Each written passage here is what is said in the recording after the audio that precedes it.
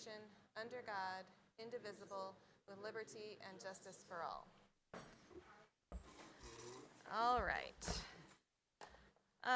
Public comment will occur during the public comment portion of the meeting and is done via raising your hand remotely or in person. During public comment, once acknowledged, please state your name and ward so that it can be included in the minutes, and please limit your time to 3 minutes. Public comment is governed by policy BEDH. Is there any public comment in the room? No? All right, is there any public comment online?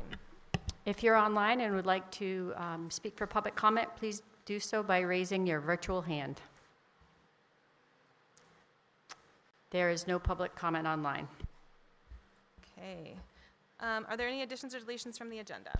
Yes, so I apologize, but we are going to be taking this agenda out of order. I'd first like to take item 9D up next, which would be the discussion and action from the donation from Carps Classic. At 6:40, I'm going to ask the board if we could enter into non-public. After coming back from non-public, I would like to move ahead and go ahead with the strategic plan update, as I have a lot of people here tonight to present the update and also to introduce you to a new employee. Okay, great. Does that make sense? Good, great. You're the one that matters too. So. Okay. All right.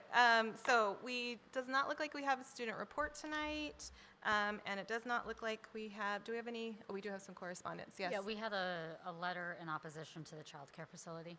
Okay. Thank you. All right. So we're going to go straight to 9D, which is discussion, action, and acceptance of the $9,000 donation from Carps Classic Youth Sports donation. Sure, if you want to come up to the microphone. So as you know, the last several years, we brought back the Carps Classic to Lebanon School District, and we're really excited about it. Tonight, the Carps is presenting us with a $9,000 donation. Yes. I got 2 or 3 people supposed to be here, but not yet, but the guy that runs it, even though I turned it over to him this year, I've done it for 43, 44 years, started in 1979. But we switched it over from the CCB, we moved over to you guys, and the 9,000, which was strictly go to all sports for the students at Lebanon, either the middle school or high school, whatever. Hopefully that continues. So other than that, we hope to be there next year, which I hopefully do. You like us back. Especially when you get a nice check like that. So I'd like to thank you. It's been such a positive community event. People around the community reach out and say thank you for bringing this back to the school district. And driving by there on those weekends, it's busy. So giving a great opportunity for the youth in the community, in the surrounding community. So thank you. we got some good people that, well, between the sponsors we do, we've raised about $8,500 just on sponsorships, which keeps this tournament running, which are contractors from Thetford, Fairleigh, Newport, everywhere that, of course, when I worked in construction, all those guys, I make a phone call and they send the money back. So that's pretty good. So anyway, if they show up, I'll tell you who these people are. Okay. But other than that, I appreciate for you guys to do this. And because when we lost the CCB, to have you guys, and you guys stepped up and did the job. So I appreciate that. Thank you so much. We really appreciate it. Thank you very much. Yeah, we really much appreciate the donation. Can I get a motion on this? I'll make a motion that we approve the 9,000 donation from the Carps Classic. I'll second that. All right, motion by John, second by Richard. Do you have any more comments? All right, all those in favor? Thank you very, very much. Appreciate it. Thank you. Thank you. All right, so we are going to go into a short, well, I don't know how long it's going to be, but we're going to go into a non-public. We will return and move on with the rest of the agenda. I'll make a motion that we move into non-public under RSA 91A32L. All right, motion by John. Can I get a second? Second. Second by Richard. Joe? Yes. Carrie? Yes. Richard? Yes. Tia? Yes. John? Yes. I'm a yes. Candy? Layla? Yes. Sorry. It was just with Leah. Layla, yes. Okay, that's a unanimous yes. We will go into non-public and we will return shortly. shortly.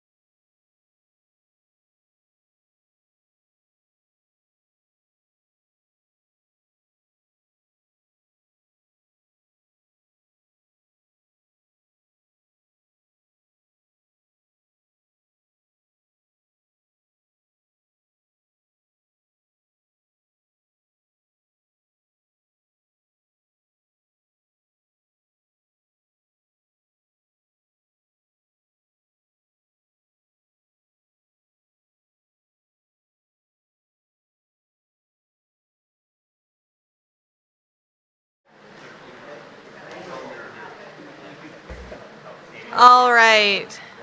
Going to call the board meeting back to order. Thank you all for waiting for us. Before this dies. We're going to move to the consent agenda first. I'll make a motion that we approve the non-public minutes from May 27th and the minutes, draft minutes from the May 27th board meeting. Okay. Second. Motion by John, second by Richard. Are there any corrections to those minutes? I have one correction. Okay. My name is, it's a typo, but my name's spelt wrong on page 1 of the minutes. Yeah, no problem. It's also on page 5. Is it? Same one. Okay. Anything else? No? Okay. All right. All those in favor of approving the minutes as amended? Okay, unanimous. Great, thank you. All right, that takes us to the SAU leadership team update, the superintendent update. You want to do the nominations? Oh, for sorry, nominations? just kidding. I forgot to do the nominations. I'll just do make a that right now. motion that we approve the nomination in our packet this evening. Okay, motion by Second that. John, second by Joe. All right, so we are losing an LMS language arts teacher, and we're getting someone who used to work for us, correct? That's correct. And that the teacher that she is replacing is moving to the library, which you Oh, approved last. that's right, that's right. last week. Okay, great. Well, welcome back to Ms. Dunkerton. Any questions for the superintendent? No? Okay, we're going to go ahead and motion to approve these nominations. All those in favor? Okay, all those opposed? Any abstentions? 1 carries abstaining. Thank you. All right. Now, move to the leadership team update. All right, just a quick, brief update for me and an introduction. Lots of great things happening across the school district. First, congratulations to the school board for being recognized with the School Board Association School Board of the Year. We had a wonderful celebration this past weekend, and this is a well-deserved honor that reflects your commitment to our students, staff, and community. I also would like to recognize several outstanding athletic accomplishments. Congratulations to the Lebanon High School girls tennis team for winning the state championship.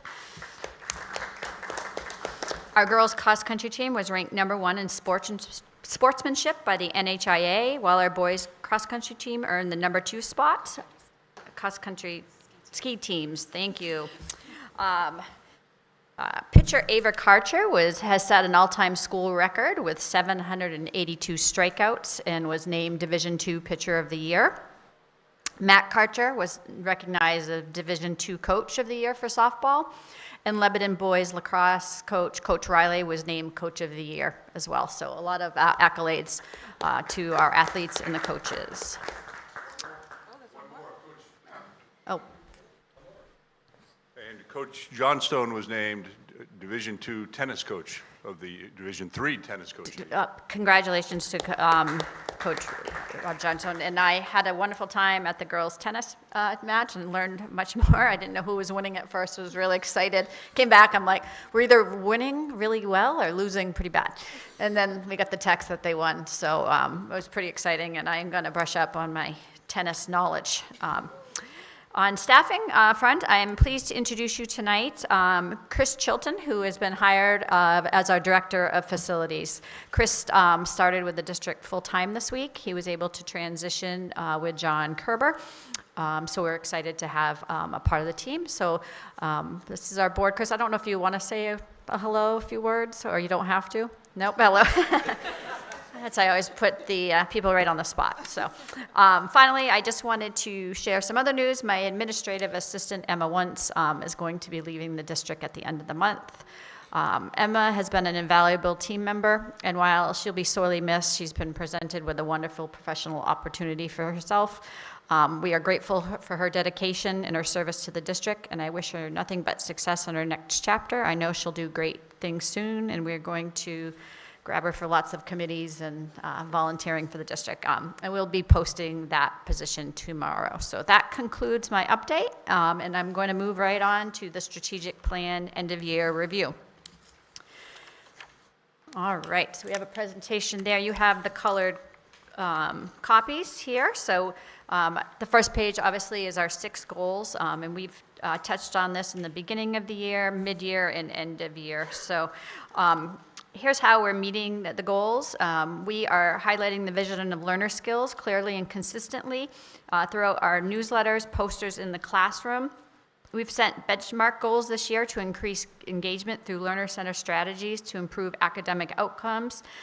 And we're going to set new goals in the fall with each school focusing on 1 or 2 specific vision of the learner skills. So after this first year of getting the foundation underneath of us, we are going to dive deeper into those so the kids will have a deeper knowledge and understanding of those skills. We're encouraging our administrators to take risk and innovate in order to promote learner-centered strategies, student achievement, and high-level engagement. Tonight, you're going to hear about a new class called LebMed, which will have a licensed nursing assistant program pathway at LHS with future other pathways for phlebotomy. And Bonnie's going to tell me phlebotomy and medical assistant? EMT. Thank you. I knew I was forgetting one. And imaging, thank you. That is later on the agenda. We also added a new AP Business and Finance course, which is at capacity. Feedback from our stakeholder group on transitions has provided wonderful feedback, and those will be being able to, their goal is to improve our communications and support around transitions into the district, in kindergarten, moving in, at the end of elementary, beginning of middle school, end of middle school, and right into the high school. We are analyzing our operations through the lens of the vision of learner by presenting and updating our building level goals, building our budgets around the vision of learner priorities. We adopted a class size policy, and we will continue to monitor open enrollment legislation. That one actually is on hold, so I consider that a success for that time. Reviewing options for future uses for the SAU building. And we also completed the examination of the elementary schools through equity enrollment lenses. We're consistently sharing our updates on our strategic goals.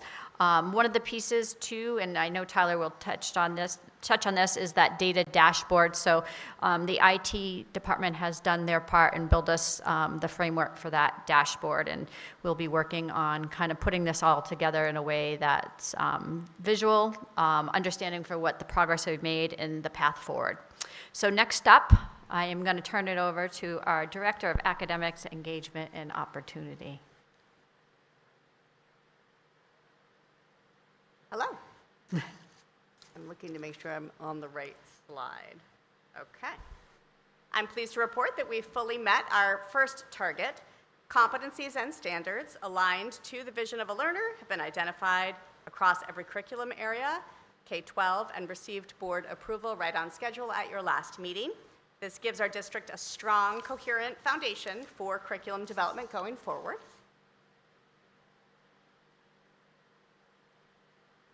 This year we launched after-school STEM and STEAM enrichment programs in robotics, math, and engineering at both elementary schools, and the response from families was tremendous. Enrollment in both school settings filled up almost immediately, which tells us that there are students and families hungry for these experiences, and we're excited to build on this momentum. All of this was using federal Title IV grant funds to expand access at no cost to the Lebanon taxpayers. This year, in our staff learning goals, we set a goal of 90% staff participation in the new educator effectiveness plan, and we exceeded that goal with 100% of our teachers, paraeducators, and administrators engaged with the Danielson framework. They set professional growth goals, participated in individual feedback conversations in March, and we're really confident that this culture of reflective practice is growing in our district, and we're on track to carry that into the new school year.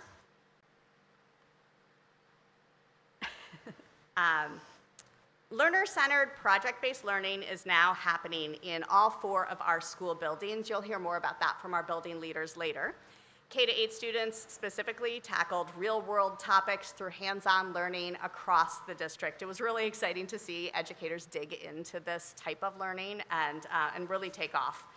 From learning at the Seacoast Science Center to studying Lebanon's community nonprofits, the list goes on. Looking ahead, we have a 3-day project-based learning 101 training happening on-site here with over 25 teachers already registered in June. Plus, we'll be sending a 3rd cohort to Napa, California for advanced instructional coach training along with 2 building leaders. All of this, again, is grant funded, ensuring that we can sustain and scale these activities, again, with no cost to Lebanon taxpayers. Our teaching team is exceptionally well credentialed. Our alternative certification pathways, the site-based licensing plan and 1-year credentials, really have a good track record of completion. Over the past 3 years, 100% of the teachers working towards credentialing on these plans have achieved their goal of full licensure. So we really feel confident that we've built a clear, reliable pipeline for certification support, and we're pretty confident in declaring this goal to be fully met. And finally, we convened a multi-stakeholder, multi-district committee back in the fall to begin exploring a change to our school start times, grounded in student well-being research. The committee met in September and November, and the pace of this work really needs to be intentionally thoughtful. A pause was undertaken due to various reasons that made it make sense for us to reconvene the committee in September and push forward in 2026-27 with continued community engagement at the center of this effort. Thank you, Karen. And as you know, as we've been going through this process and packing the strategic plan, EC and what we've all noticed, a lot of it falls in Karen's department. So as we move forward into next year, we're going to try to streamline and prioritize things as the state continues to send us legislative updates and mandates that we need to also keep in track of. So in the fall, you will see some updated language for that. So I want to thank Karen for all her work. And I believe next up is Lebanon High School.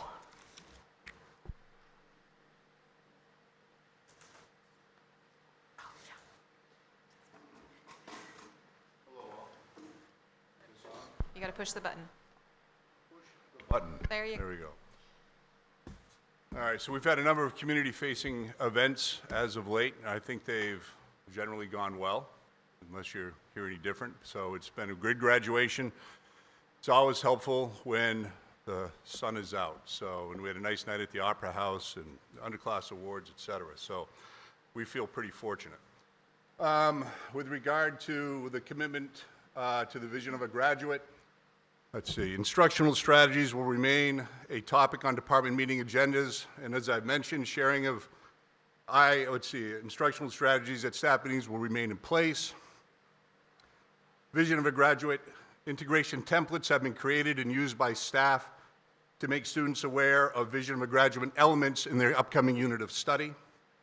And vision of a graduate rubric templates have been developed to provide feedback to students. We're hoping to encourage more widespread use of both the integration template and the rubric next school year. They have been used, not to the degree that we'd hoped, but that will be the focus. We'll mention it at tomorrow's or Friday's end-of-year staff meeting, but we think we can make that happen. Goal number 2, LHS will support the academic success of all students by implementing learner-centered strategies and fostering student engagement. PBL is widespread throughout the building. The STEM externship will begin its 10th year. It's hard to believe that that's the case, but it's still alive and well in a different manifestation. People have worked hard to keep that option open for kids, and it's being taken advantage of and utilized. And Take Flight, now entering year 3, and it's a project that's well received. One of our science teachers will attend an AP Institute this summer focused on project-based learning and AP Environmental Science. And other learning-centered strategies being used can be seen in the CPM model, which most of you are familiar with, that is used in math. We have sharpened focus on college and career readiness, and we continue to respond to student needs and requests with the development of new courses. AP Business and Personal Finance will be running next year, as well as Career Kickstart. Another example being the new Healthcare ELO being offered next year. A little data collection today. So 400 different students have taken an ELO in the last 3 years. 1,016 in total have been completed. And there has been an increase of approximately 10 students a year on average accessing 10 different students or 10 additional students each year taking advantage of the ELO opportunity. And Bonnie's going to update you a little bit on NEASC. So NEASC is the New England School for Accreditation. We have had a visit 2 years ago. They're returning, and this is our decennial visit. It will give us, hopefully, an accreditation that will last for the next 10 years, though we will continue to monitor our progress in relation to their principles. We've finished all of our paperwork that we need to do for the visit, which is the last week in September, so right when we get back. There will be 5 or 6 people coming, and they will visit all of our classrooms. They will look at all of our documents and see to what extent we are integrating the vision of a graduate, aligning with the strategic plan, following our curriculum, and all of the things that make schools work well. The staff has reviewed all of our written materials. We need to put a final go on them, and then we'll be uploading them to the portal. We have made reservations in hotels. We haven't gotten as far as getting swag yet, but we're getting closer. We're looking forward to the visit, and we're looking forward to the visit ending. So right after they leave, we get ready for homecoming week, and as long as there's not a drought, there will be a bonfire 2 days later. Thank you, Bonnie. And this is, went on a decennial visit as part of my superintendent duties up to Linwood School, so I was able to see that process, and seeing the work from the other end. There's tons of work that the schools are putting into these visits, and it's really nice to get the feedback and the kudos that the schools are doing and the progress that is being made across the state in support of a great public education. Bonnie, before you guys leave, can you talk just a little bit about the grant funding for Take Flight and for the healthcare class? Sure.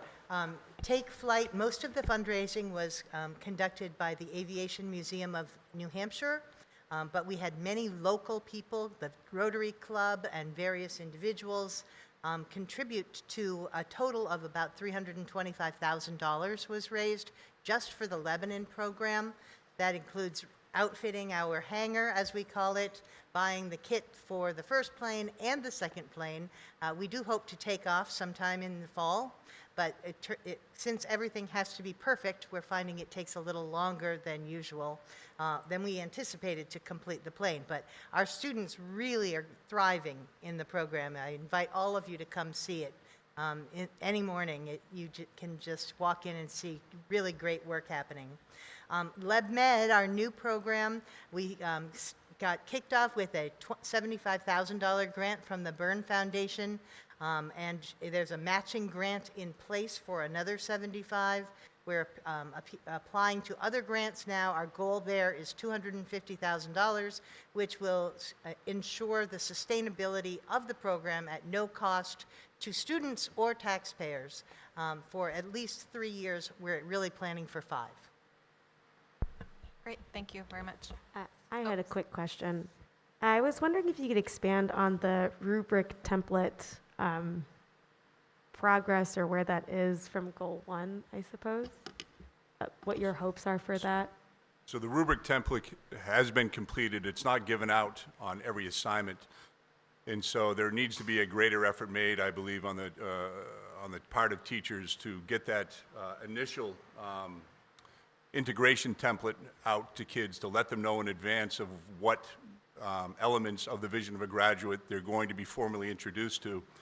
And then there has to be some assessment at the end of the unit to make sure that those elements that they were introduced to were actually incorporated into their assessments and reviewed and evaluated. So it's more or less it resembles the actual template of the vision of a graduate, and then you worked on this, Bonnie. We reviewed it together. I haven't seen it in action. We were going to bring a copy. We have a copy of the integration template, but not the rubric. So the idea is that they would complete assignment, a project-based learning assignment, and then they would receive as a part of their grade, you know, to what extent did they meet on a scale, you know, the Can I expectations. of the- We also have students do self-assessments, considering their own alignment to the elements of the vision of a graduate, and setting goals. Again, I think this is an area, as Ian indicated, that we could grow in,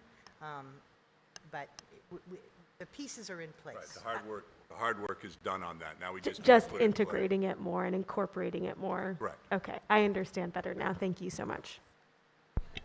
Any other questions for the high school before they go? Will you be sticking around to discuss the LabMed program a little more when we get to that item, or should we have that discussion now? You want to have a question now, action. I just connected with Dr. Robinson while we were at our last meeting. And this is actually going to run as an ELO this year, so we don't have to do the course of study. In the course of study will be added to the fall. So there are 4 students, I believe, enrolled. And Dr. Robinson can talk. There was a meeting today that I wasn't able to attend, but APD and our partners were there. Doctor, if you want to add that. Yeah, I got their sizes for their scrubs, and I ordered patches that say LabMed on them, so, you know, it's getting real, which is, you know, those are just symbols of the work that's gone on behind the scenes. I give a lot of credit to Christian McDonald, our ELO coordinator, who's been my real partner in making this happen. It's pretty unusual to have a high school, a regular, normal high school rather than a tech center that has a health care program. But because of the need and the opportunity in the field, we are striving toward more certifications, industry certifications for our students, but more than that, being ready for their next steps, whether it be career or college. Our first group, it's a cohort of 4 students. Alice Peck Day is small, so we got to keep it small. And they may have their LNAs by Thanksgiving. And that's both really cool and also such a surprise. So I'm kind of, this just came out of nowhere for me. I'm kind of curious about, like, has anyone thought about how big is this program going to get? Is it going to have an effect on HACTC enrollment? Has it been run past the education committee? Questions that I don't know anything about the answers to. So. Sure. I had mentioned, I think, got it a couple months, that when they were competing for the Healthcare Challenge and that grant, that this was the possibility, and then everything fell to place. So that's why the EC committee will get the program of studies. This will go as an ELO, just like any other ELO opportunities that we have. Obviously, we have to start small, as Dr. Robinson said. APD, and I believe there's another facility next door, the Harvest Hill will be their site visits. And then our hope would be to continue in the spring for this. So I did have a conversation with Hartford Voc Tech Center and let them know that we were looking at this and talking about ways that we can collaborate. One of the issues too is a lot of our students that would like to attend Hartford often can't because of conflicts in schedules, especially around AP classes, band and course, and things like that. So this is just providing more opportunities for students to be able to take advantage of these career pathways and things like that. Okay. The original interest actually came from students, which is usually the case with extended learning opportunities. There's a great number of kids who want to go into healthcare. Okay. For some, being an LNA is their goal. Yeah. For others, they want to be an RN or a doctor. And Right. in any of those cases, being an LNA and having that training and having the clinical rotation is a start. real step in the right direction. Yeah. So it's a very exciting opportunity, and we're pretty pleased that we've had the cooperation we've had. Alice Peck Day has been fantastic. They're also applying for a rural healthcare grant that will help to cover this. So I think we're in good shape. Okay. Several of our courses actually have started as ELOs, and then we bring them to the Ed Committee, and it gets approved as part of the program of study. But I know that Amy has been keeping at least the EC, I think, included in this as it's been developing. We've been working on it for about 6 Or, months. yeah, just in the board for EC, not so much because we don't have actual curriculum yet for that, so, but as that goes forward for a course. But like, as within the ELO, as Dr. Robinson said, students create an interest, and the high school works to find how to do that through mentors, through partner teachers, through community experiences. And this is one of the indicators that we get ranked on through the New Hampshire Department of Ed, is college and career readiness. So like I said before, those that can attend Hartford, it's great, but we can't get every student there just for scheduling and obviously costs. How big are we anticipating this is going to get, do you think? How Sorry, I big? didn't hear the question. How big do you think the program would get? Well, it depends on if we can expand beyond to APD. Right, okay. We've spoken with Dartmouth Health, but they're a much bigger organization, and it's a little harder to maneuver. I realized that HACTC had been trying to get work placements in there for some time with limited purchase, so that may be a sticking point, but. We intend to be persistent. Well, and APD is part of Dartmouth Health, so Yes. secretly you're in Of Dartmouth Health course. already. But Sneaky, sneaky. but also, I think an important thing to keep in mind is that our partnership with HACTC, we do pay a significant amount in I know. tuition to do that, and we have a sort of a upper ceiling of what we can and cannot do. So this is great to Yeah, oh give yeah. lots of other opportunities to our students to complement our HACTC enrollment, which allows us to support both programs, which I think is really great. And that was one of the conversations I did have with their principal at Hartford, was that the average New Hampshire school pays around $8,200 for a student to go to VOTEC, to another New Hampshire school. Our tuition is about $12,200. So that is a big, significant increase for those of Vermont costs. And so as they have funding challenges in the Vermont side, certainly New Hampshire does as well. It is the closest vocational center to us. Claremont and Newport charge around that $8,200, but it wouldn't be feasible with the distance to travel and things like that, so. Okay, thank you very much for the information. Thank you very much. Principal Harkins?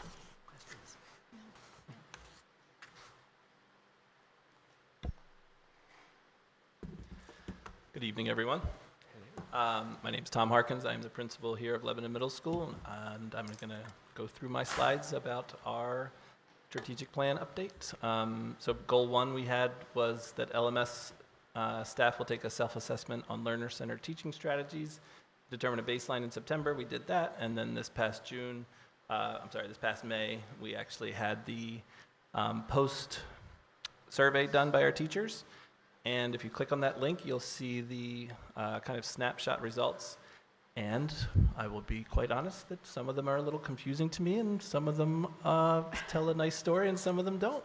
And what I see every day here is that learner-centered strategies are on the increase, and people are talking more about it. And I have some theories, and I'll share. One is that people have learned a lot more about it this year through our PLCs and through our discussions at staff meetings, and I think that may have changed.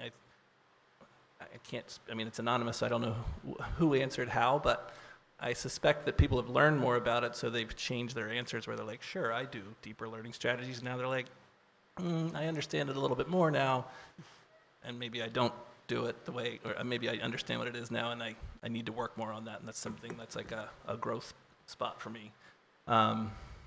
Some of them do show growth, which is very nice. Specifically, where'd that one go? Metacognition and reflection strategies. Reflection in our PLC, we had an introduction to PLC. We also had an advanced introduction to PBL PLC. We had an advanced PBL PLC, and reflection was one of the things that we really, really talked a lot about. In education, it's one of those things that often gets dropped because it's like the last part, and then it's like, I'm out of time. We'll get to that next time, and then it's really hard to come back to, but we've kind of put a big focus on that, and that's a big part of PBL. So that percentage went up pretty nicely.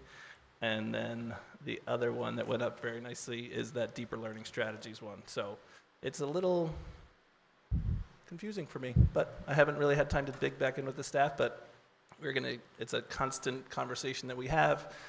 We had PBL hours, as is mentioned on the slideshow, with a consultant from PBL Works, and we talked, I was pushing pretty hard for people to take advantage of that, and then I had folks speak about that at a staff meeting, and it's not like this terrifying thing. The gentleman that was available as a consultant was super helpful, and a number of people took advantage, and then afterwards they would be like, yeah, I talked to that, Eric is his name, like, he was pretty nice. It's like, yeah, I told you, he's a good guy, and he knows his stuff. So goal 2 is increasing ELA proficiency, and so there's the notes about the amount of our language arts time for 6th graders. We doubled up with our addition of our Lit Lab class this year as part of our schedule revamp, and we added, another part of our schedule revamp was our implementation of a humanities block in our 5th grade classroom.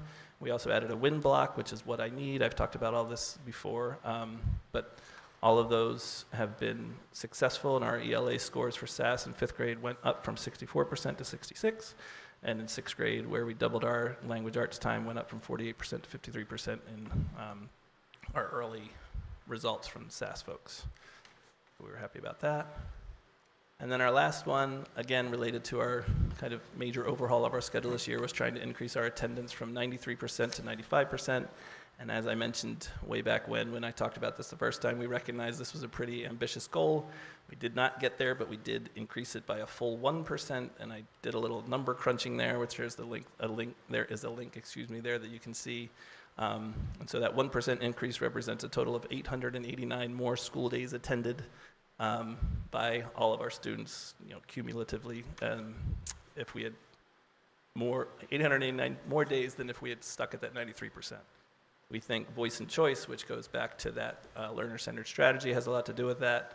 We think our WIN block and all of those this is all connected as far as I'm concerned. I think we've done a lot to focus on our students, and I think they feel that. And we're happy with the 94, even though we didn't reach the 95. Does anybody have any questions for Principal Harkins? I do.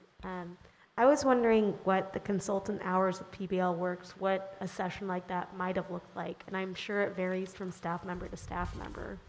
Yeah, it really does. I mean, some people, so if you were in like the introduction to PBL, it would be, I want to do a project, I want to do a project about this concept. And Eric, again, is his name. He's just got every question I've ever asked him, because I did, so I'll just share a story, is that after we had been doing this a while, I wanted to check in to see how it's going. I kind of had that same question, like, how's it going? Are people talking to you?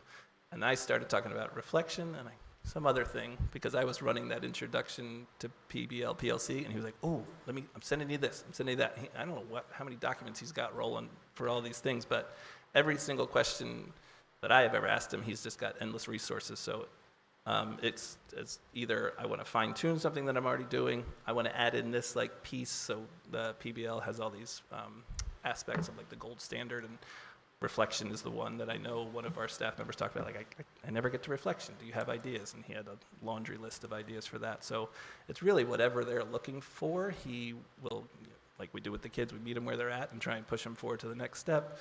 The dimmer switch, I think we've talked about all these things a number of times now, but just, it's not like you go from 0 to 100. It's like, all right, let's keep moving in the right direction. And that's what people said they really appreciated. They were nervous, well, I don't know anything about PBL. That's okay. Go talk to them and learn a little bit today and then keep moving forward. So it was kind of across the board.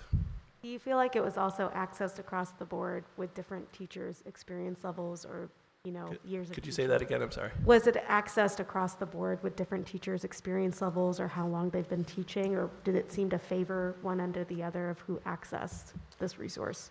That's a good question. No, I think a total of 8 teachers accessed. I don't have the data in front of me, and no, I think it was just, I know it ran the gamut of PBL experience and not, so Right. Sandra Brake, who did a huge watershed thing, which has been in the newsletter, and I believe we've talked about here, but the grant money from the Mascoma Watershed Project, the Watershed Project. She's she knows her stuff, PBL-wise, and she went and spoke with him, and he's fine-tuning for her. And then we had literally people who are I've never done this, I want to try something. Mr. Soa, our health teacher, ended up doing these presentations where he invited the staff down to do, what did they call them, health packets or something. They all had an idea of I want to try and help kids talk more about their emotions. I want to help kids, stay away from drugs and things like that. And they had a public presentation, which is a big part of it. So I don't know as far as, is your question newer teachers versus veteran teachers? I suppose that was part of the Okay. question, because I know different styles applies to different teachers, just kind of curiosity about who is accessing. Yeah. It seems like a really great resource that was made available. Yeah. I'd say that the bigger roadblock was just nervousness about feeling overwhelmed. Right. That's what I was trying to nope, he's a nice guy, and he's just a nice guy. And as soon as you start talking to him, he's like, he puts you at ease, which is wonderful, what you would want out of somebody, a trainer. It's on Zoom, it's hard to do that, but he's very good at that. But I don't have a solid answer for experience of each of the teachers. Thank you. Yeah. Any other questions? Okay, thank you very much. Thank you.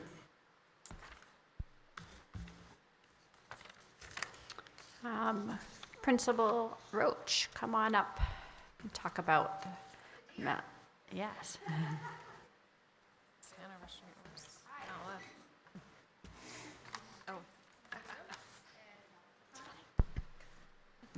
Oh, good. Ooh, that's so loud.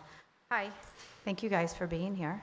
And I'll talk about my year. We had 3 goals that we set at the beginning of the year. One of them was the exact same survey that the other principals did on building student-driven, project-based learning, pre-K through 4.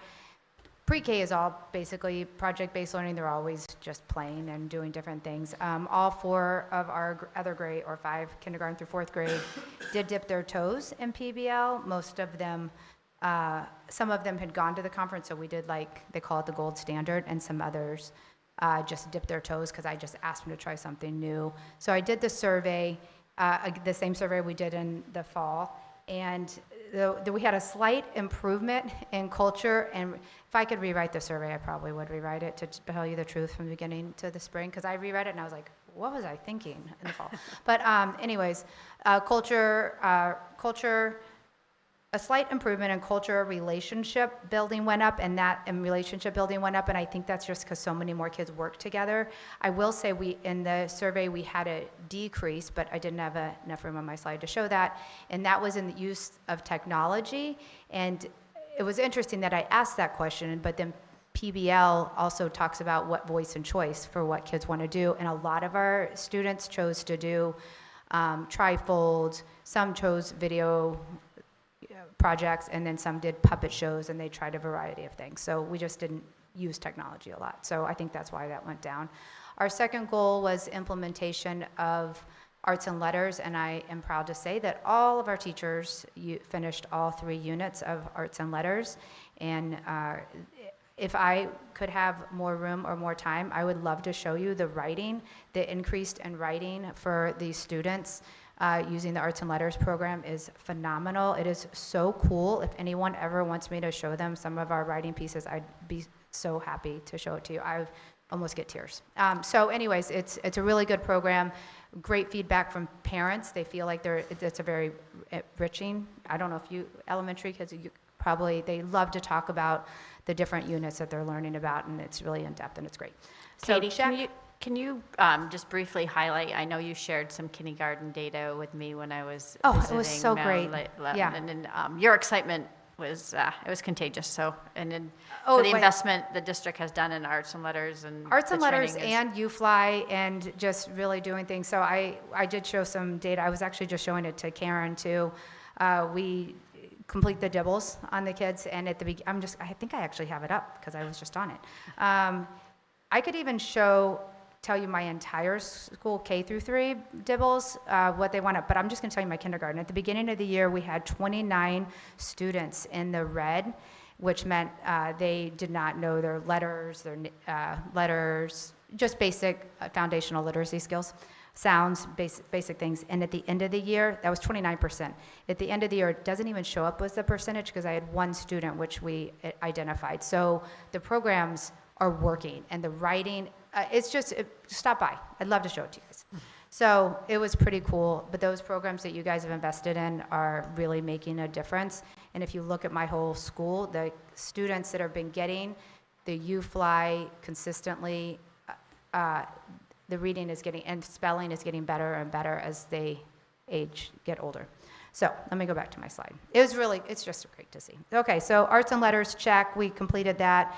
The last one goal we had was, and Lil had asked me to do a survey. So I did a survey because we did use responsive classroom at Mount Leb, but we added in the closing circle, and so made that intentional. And then I made a little survey for students to complete.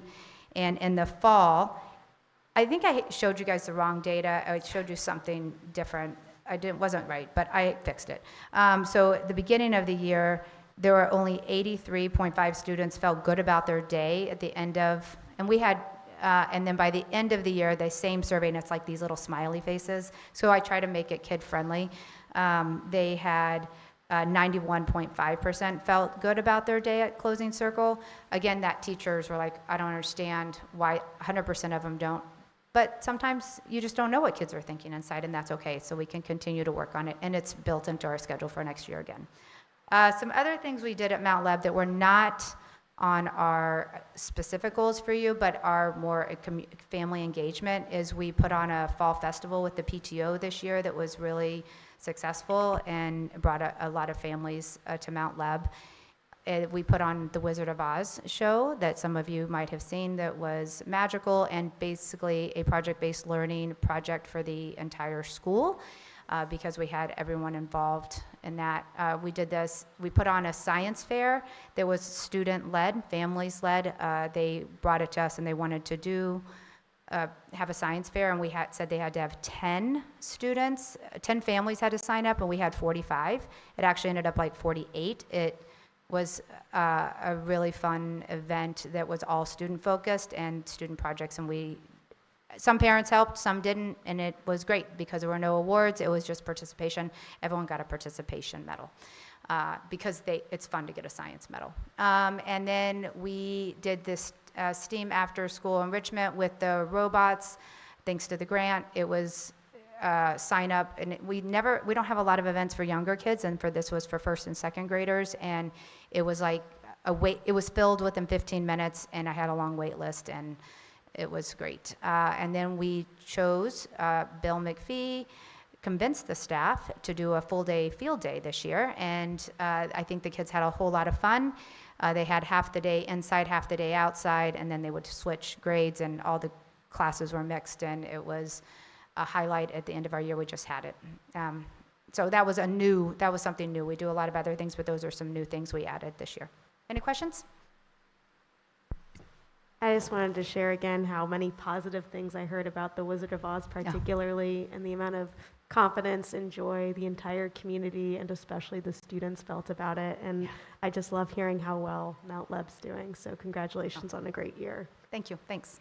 Joe? Yeah, I just, two things. As a parent of a kid who I think participated in every single one of these things, thank you.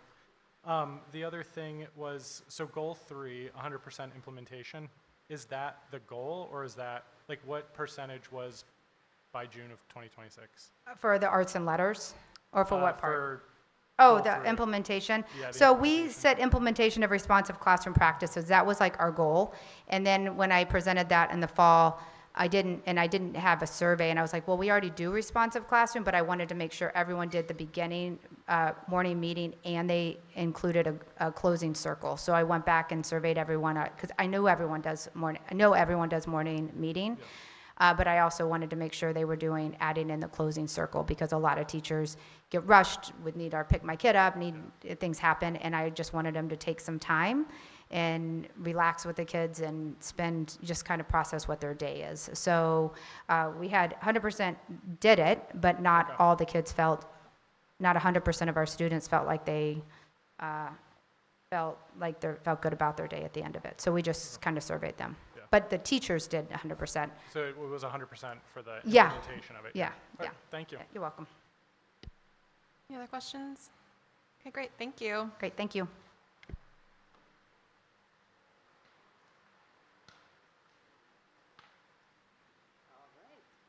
You have to push the button. Push the button on the microphone. There you go. All right, that sounds a little better. So some of our things will be familiar to Mount Leb, others are a little bit different. So we, as a school, had not done responsive classroom at all before, so this was a brand-new implementation for us. So we did do training for all of the staff, not just the teachers, and then our goal was to get started with responsive classroom, and we decided that our goal for the first year of this implementation was going to be to do morning meetings. We started by making sure that they happened with at least some of the components at the beginning of the year, and then our end-of-year goal was to make sure all of the classroom teachers were holding what we call it like a full morning meeting, meaning each of the 4 elements are in there, and we wanted to make sure that all of our staff participated. That went well. We're trying to decide what will be our next step for next year. And I don't know if, like Mount Leb, will do the closing circle. I think we are considering instead to go with the responsive classroom common language around behaviors and whatnot, so they have a real positive-based language, and that may be our next step.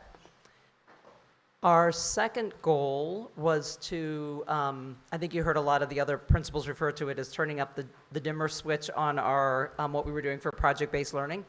So the way we implemented it at Hanover Street School was each of the grade level teams agreed on and wrote up what they wanted to do for their project-based learning, either expansion or some of them it was a brand new project. And and so everyone did do something.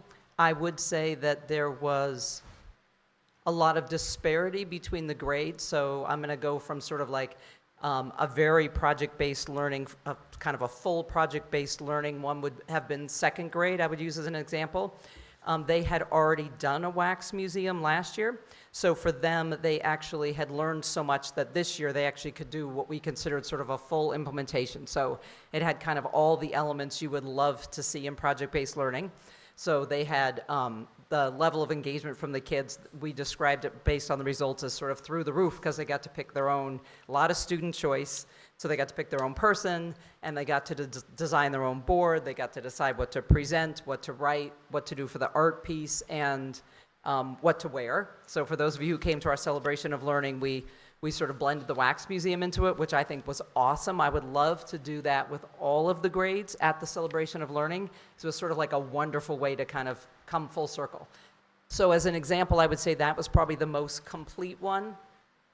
Maybe one that was new that sort of, I would say they're about halfway there. They have some ideas about how to amp it up next year would be maybe first grade. So their idea was to give the students choice around animals and habitat, and what about like how do they adapt to their habitat? And they got to the point, so they hadn't done that before, so this year they got to the point where they did have student choice, and the students did do writing and research, but the presentation part was just within their classroom, so they didn't get it to the point where they would have liked to have done sort of an outward-facing presentation and get the kids to present themselves. So I think those are some, we had them at the end of the year, they did write up a reflection on what they hope to do for the next year. And then maybe the fourth grade one was one that was brand new for them, and they were trying to, their plan was to get a state rep into some of the fourth grade rooms to work with the kids on developing a bill and they were going to have kind of an internal, almost like competition, and one of the bills was going to advance with some help from a state rep. And they reached the point where they had those conversations with a rep, but they didn't actually get them to come into the building. I think there were some time conflicts. They were willing, but it didn't actually happen. So I think they're revisiting what to do. So they did do a part of it through their visit to the State House. They did then get to talk to a state rep about bills, but it wasn't quite the full project they were hoping. So they're sort of, I would call it almost like different levels of how much they did for project-based learning. Probably like Katie Roach mentioned and some of the other principals, I do have some teachers in the building that have a lot more background in project-based learning and some that are new to it. So I think that explains some of it. But we'll see when we adjust them for next year. I would say the hardest goal that I made, because it's mostly me, the least progress on this year was my third goal, since I really love data. I had wanted to see if I can get I was trying to figure out how do I measure whether or not the interventions that we're giving to kids actually are being successful. And it's a little complicated. So we did We were able to agree on what data sources to use. We were able to get the data. We're still analyzing it because a lot of the results are the spring testing, which just finished for NEWA and SAS. But I'm having a little trouble finding sort of a reasonable benchmarks for what growth we would expect from each of these interventions. So if you have kids who are getting Title I math support because they're struggling in math, we're going back and forth on what is a reasonable amount of growth to expect because they're there because they're struggling. On the other hand, we're also giving extra support, so we're hoping in some ways they might catch up. But to catch up, you'd have to grow more than the average amount, and they're already struggling math learners. So we're in a little bit of a tug of war. I'm looking at some research, and I just don't have a great answer to that yet. So for that one, I gave myself 50%. It feels like we're there, but we're still just trying to figure out, like, how will we actually know when we look at the data? The other thing that Katie had talked about, but it also had a lot of impact on our school this year, and a big shout out to Karen for making this possible, were some of the after-school things that we got to add. Just like Katie had said, when we put out sign-ups for our robotics club, we also did a separate STEM club and a Lego club because we needed something for the real little kids. And all three of them, like the slots were gone in the 2 minutes after I sent it out to parents, which just lets me know that there's a huge need for interesting, innovative, hands-on, after-school activities, really probably of any type. So I have to sort of think about how to expand that next year. We also did the same thing with Field Day. We turned into a full day. There was lots of coordination. As Amy knows, there was a dunk tank, so that was interesting. And then for us, this was new because we tried to match up the two school celebrations for parents. So this was the first year we did a spring celebration of learning instead of a fall open house. And at least from the feedback from the parents and staff, I think it was awesome. I liked matching it up with what Mount Leb had done, and I think it's a great event. Like, everyone was happy. The kids were so happy to show stuff. I don't know, some of you made it there. It was really, really fun. And then the Wax Museum, that was when they showed off, so that was really interesting. But yeah, some more work for next year, certainly on Goal 3, to see if we can get there. Any questions for Principal Whalen? No? Okay. Thank you very much. Okay, Appreciate thank it. you. Ben is going to come up and do a brief overview of his goals. I would like to shout out to Ben.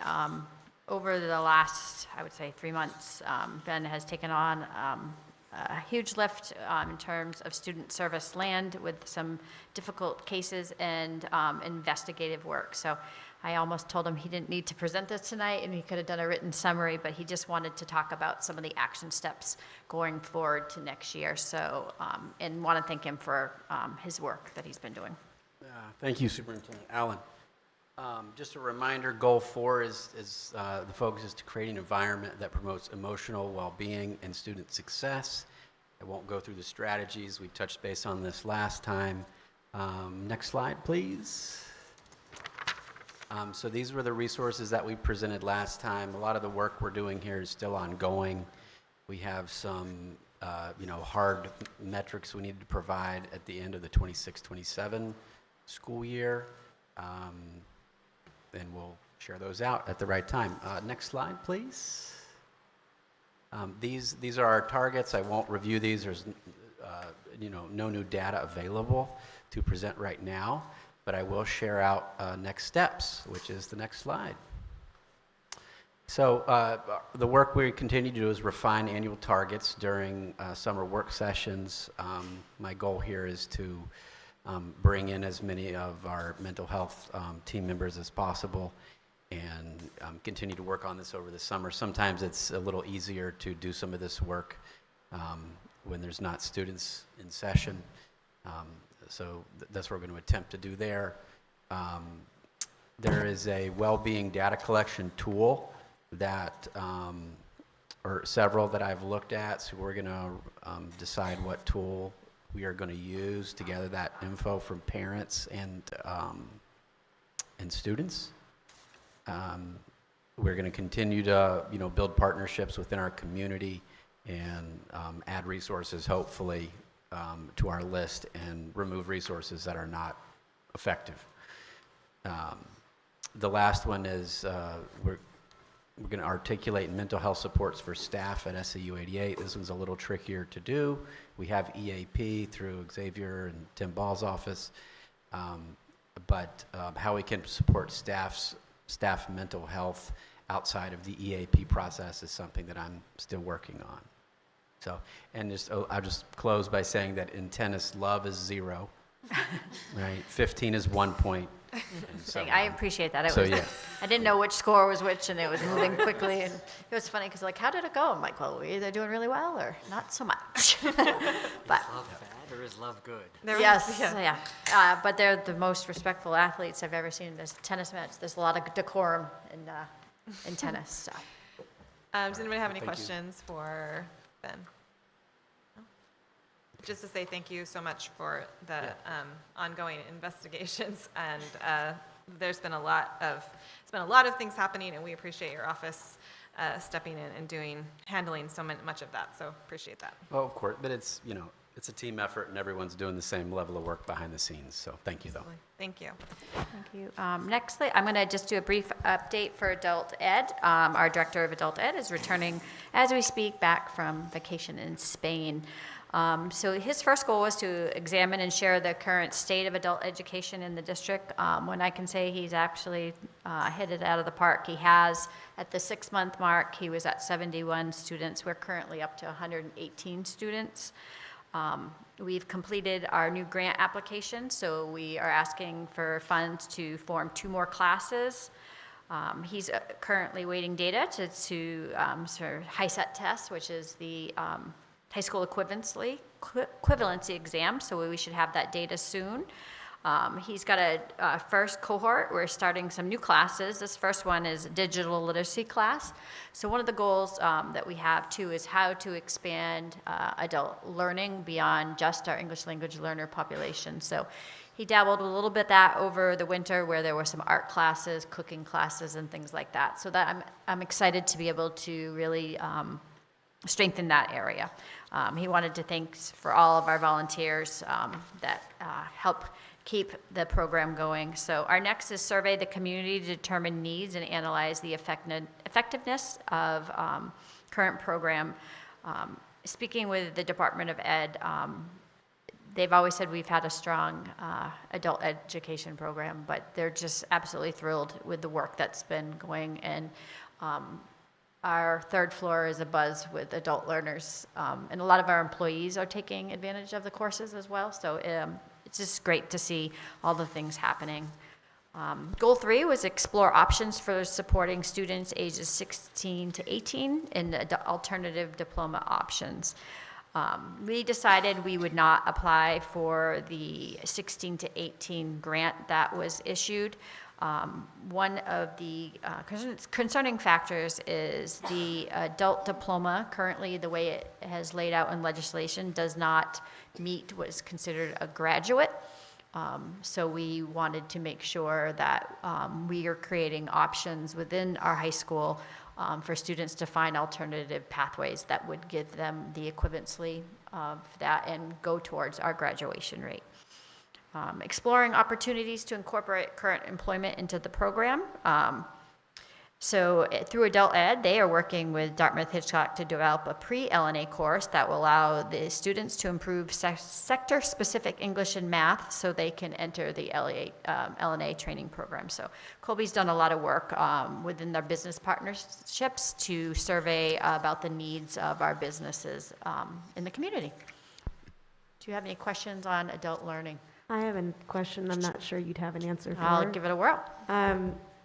Just because Dr. Robinson's been really on the forefront of having the Love Med set up for the high school, I'm not sure if there's any kind of cross departmental work in getting some of that. Yeah, that's something for we the can adult explore. ed Like this folks. particular course really is kind of the precursor to that. So having our English language learner students learn the vocabulary and the terminology so they can be successful when they go to those courses. Because of the age group, they couldn't kind of coexist, but certainly if there's an opportunity to share resources and knowledge and expand, I think that would be great. Great, thank you.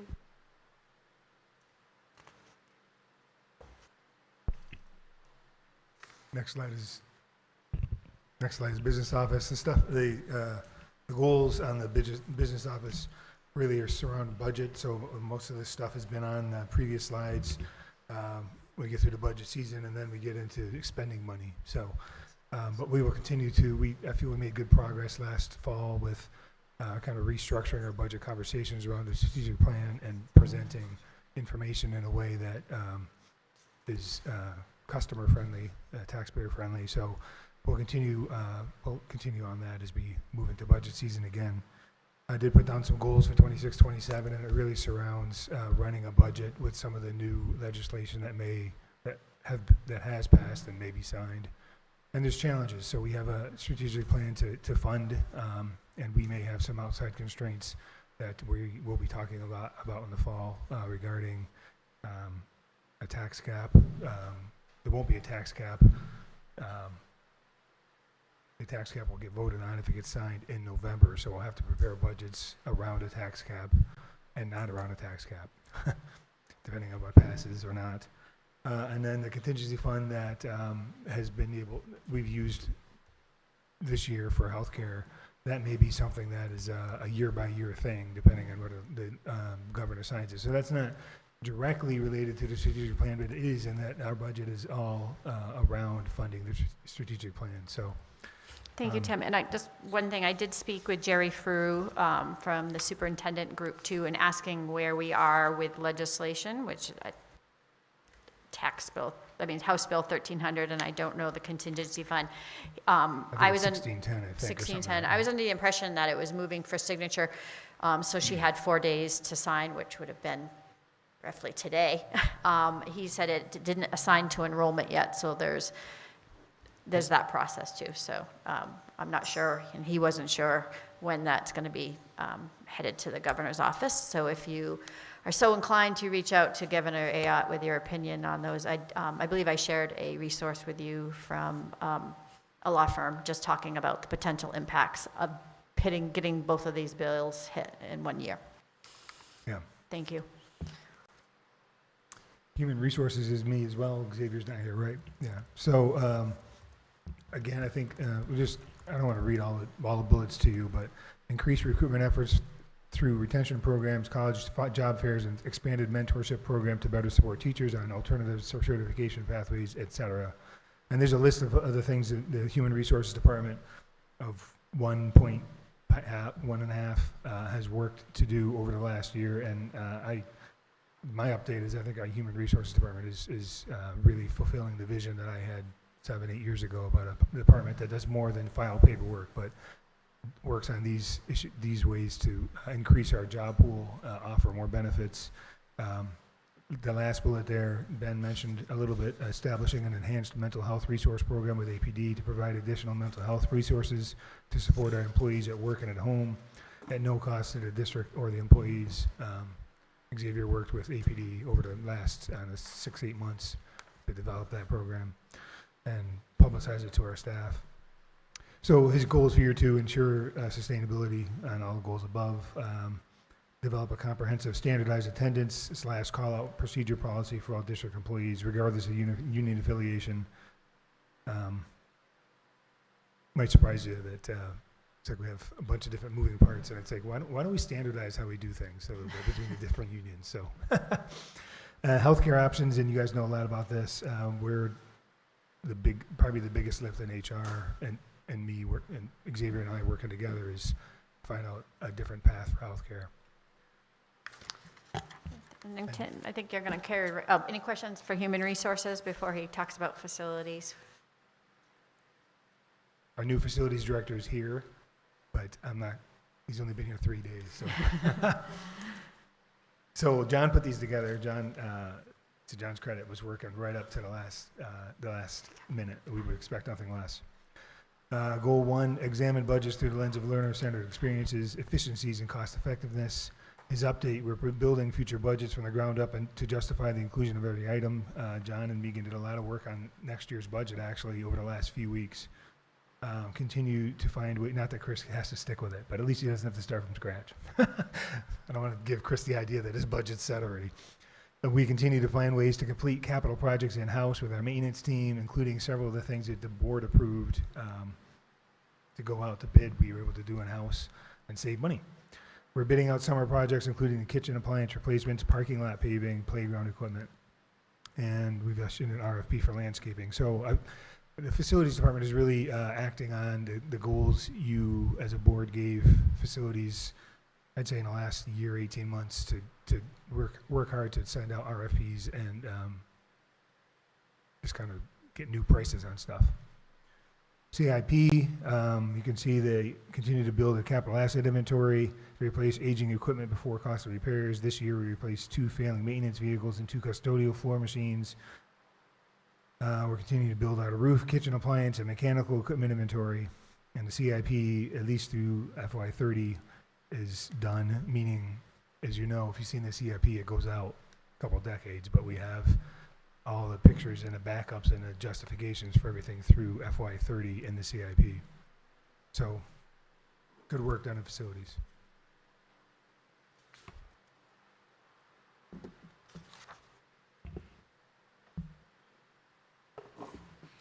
Hello, I'm Tyler Shenna, the IT director for the district. Sorry.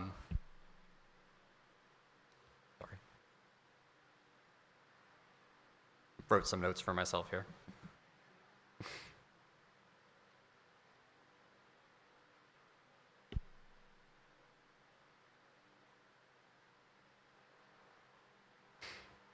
Okay.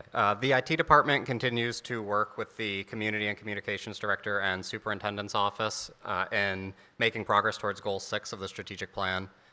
This past school year, that's most commonly taken the form of monitoring feedback and making updates to the new district website and web pages, including the like adding a new budget document section in an effort to make this type of important information more readily available to families and the community at large.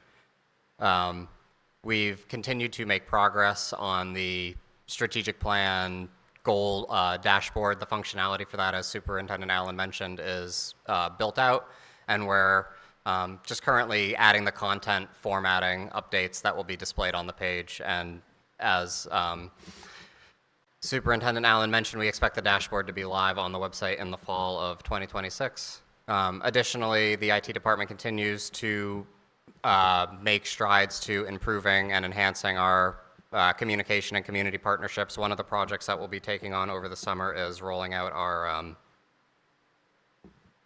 Final Site two-way chat app that we hope will, again, just provide another means of communication between staff members and families. More information on that will be forthcoming. So looking forward to some exciting updates on that in the fall. Any questions for Tyler? Should we just wait for the chat app update in the fall? Is that when you kind of foresee the timeline of what that might look like for the district? Yeah, so we're currently in the process right now of essentially rostering the application, like loading all of our family, staff, class data into it, making it really easy so that when a teacher logs in, it's already loaded with all their class and student data. We're currently engaged with the company and getting all that set up so that it's automated right now.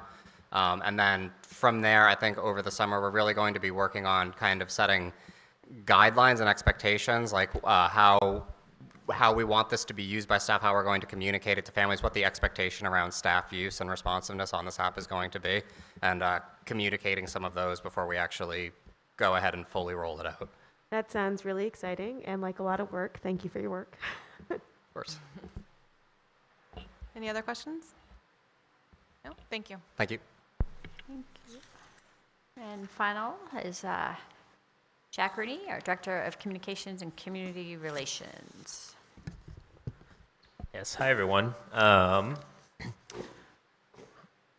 Tyler's getting the TV back on, but I think you all have the slides in front of you as well. So just real quickly, I guess this time of year, the thing that is certainly top of mind for me is celebrating our ongoing work. And I'm really pleased with how, as Ian mentioned earlier, all of the end of year celebrations have gone.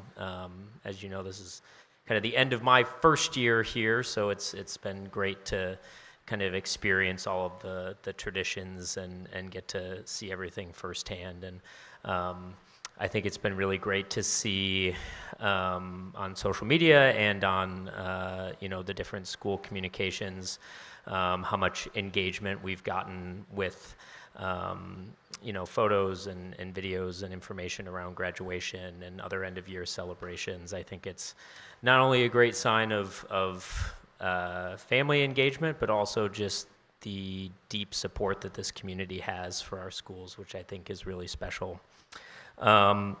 Looking into next year, as Amy mentioned, each of the schools are going to be setting kind of specific goals around specific vision of a learner priorities. And so my plan is to kind of work in close coordination with them to, once those goals are set, kind of develop strategies to communicate about those specific goals that they choose to focus on for the coming school year. So that there's not only that learning going on in the classrooms and in the schools, but that we're also communicating that out. And then, Tyler, you can go to the last slide. So again, as I kind of get to the end of my first year here, I'm focusing on really evaluating our current communications now that I kind of have a year's worth of data and experience to look back on, just thinking about, what worked really well, what didn't, what is a good idea but needs more work to make sure that it's kind of sustainable and engaging and successful moving forward. So that is kind of my focus as we head into the summer here. But I will leave it there and happy to answer any questions. Do you have something to say, Layla? I do have a question. Can you elaborate on what you mean by caregiver goals when you want to establish caregiver goals? Is that more of kind of aligning, are people receiving communication or feedback? Is that what you mean by that goal? Yeah, I mean, so that's established caregiver goals is the action step in the strategic plan that was like assigned to my office. So as I put here in the slide, it was just one of the things that did not fit on my plate by the end of this school year to like attend one of each of the PTO meetings to like kind of drill down on that. But what I've been doing this year is just going off of the results of a pretty comprehensive communication survey in 2025, which was a survey of primarily parents and guardians about all sorts of communications, what we were doing well, what we weren't, what communication parents felt like they were lacking. So I've kind of used that as my benchmark for this year, and hope to kind of get into more specifics in over the summer and next school year too. So I think for me, I really view that as like, are there ways that we're not meeting needs of, information needs of families in our district? And if we're not, I know we can figure out ways to work around that and make sure that we are meeting those needs. Great, thank you. And anecdotally, I would like to personally thank you for all of your communications for the HSS Playground project. It's been very helpful. So thank you so much. Happy to help. Yeah, and I would just like to add my gratitude. I was just been writing remarks for the end of the year staff breakfast, and I said, I need to remember everything that happened this year. I will just go to the website and I will look at the Facebook page, and everything that has happened is right there, which is super helpful, which means that it has been an ongoing positive and consistent posting from you and updates from you, which is really, really helpful. So I commend you on that. And also just a public thank you. Jack took specific pictures of staff whose children were graduating because we were busy graduating. So it was that was very appreciated. So I just want to say thank you for that as well, and all of your other efforts as well. Yeah. Okay, thank you. Thanks. Thank you. So that concludes our end-of-year update on the strategic plan. I just want to acknowledge all the work my team has done over this past year to move this forward. And they've done an incredible job with this, and we're looking forward to kind of fine-tuning year 2 goals and fine-tuning our data collection and things like that. But a lot of work has happened, so thank you. Okay, moving on to unfinished business, discussion and action on the, yes? Childcare. I think, Childcare yes, center it's and going lease. to be It's a discussion not tonight. action. Yep. We are not ready for prime time on the action.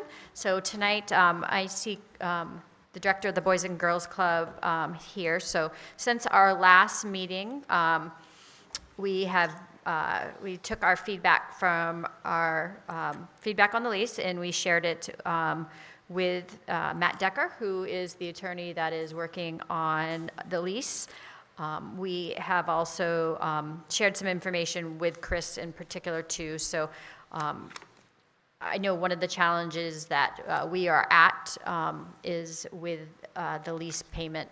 And speaking with Chris and Chris's board of directors too, having that $1 payment a year is really at a sticking point for them. I believe everything else that we have talked about in the feedback is able to be worked into lease at that point. So I did also, for those that are not aware, we canceled our city joint task force on the request of the city manager.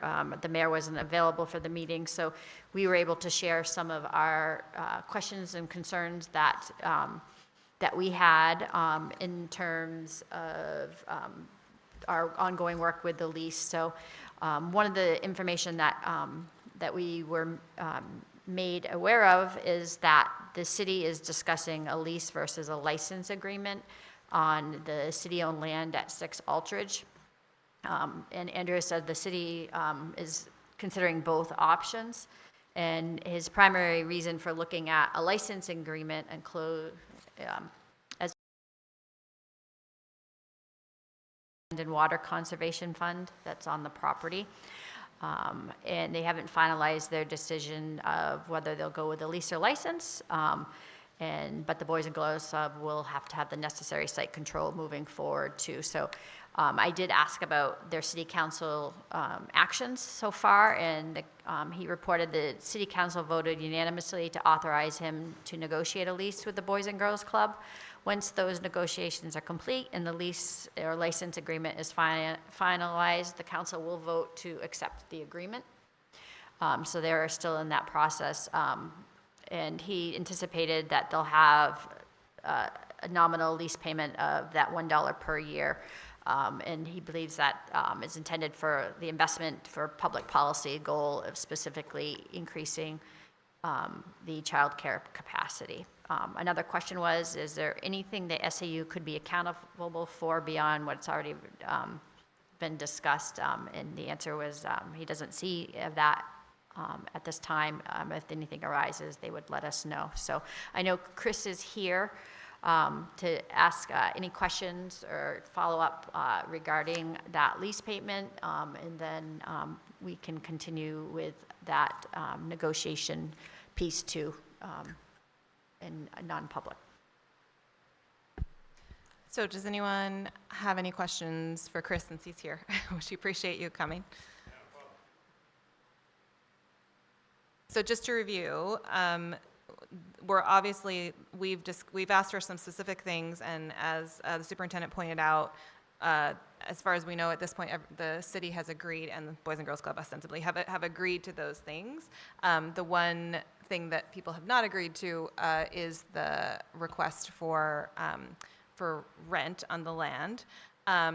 And I know you'd sent a letter talking about the sort of reasoning for that. If you want to talk about that a little bit, I think that would be helpful for people to hear the review. I know you've talked about it before, but why that's an important part of the process.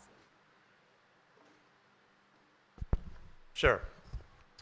Do I need to list my name off? And okay.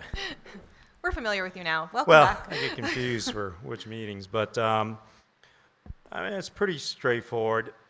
It's really just, first of all, it would increase the cost to the parents, but sometimes people just say that that is what it is, but that's a fact. I mean, and then, like I said, in this case, we're not a developer, we're not a for-profit. I could also understand, and in that context, we're trying to do some public good up here and provide a needed service. And we just feel like if we're going to be building the building, raising all the money, maintaining the property, insuring it, and lighting it, you know, it just, which again, I understand if it was Target, you put that's their deal. But in this case, you know, this is what we feel like is the difference. And that really is, again, in the main difference. We're also, of course, building a parking lot that you'll be able to use, so there is some value in that. How much? I don't know. You'd have to, I understand it's used fairly sparingly in the winter, but we would also be plowing that, and people would have access to that when we're not there. Elijah, a question? May I ask, my understanding is that some boys and girls clubs may have a rental arrangement. Would you be able to describe why the ones that do have rental arrangement, why that would be the case? With our specific organization? Or any, I mean, well, so. Within New Hampshire, just to, you know, kind of keep it kind of Sure, I mean, local so, and understandable. yes, I mean, so with some school districts, there is a rental because we're using the school. So if we were here delivering after-school programs, sometimes there might be maintenance costs. Really depends on the arrangement.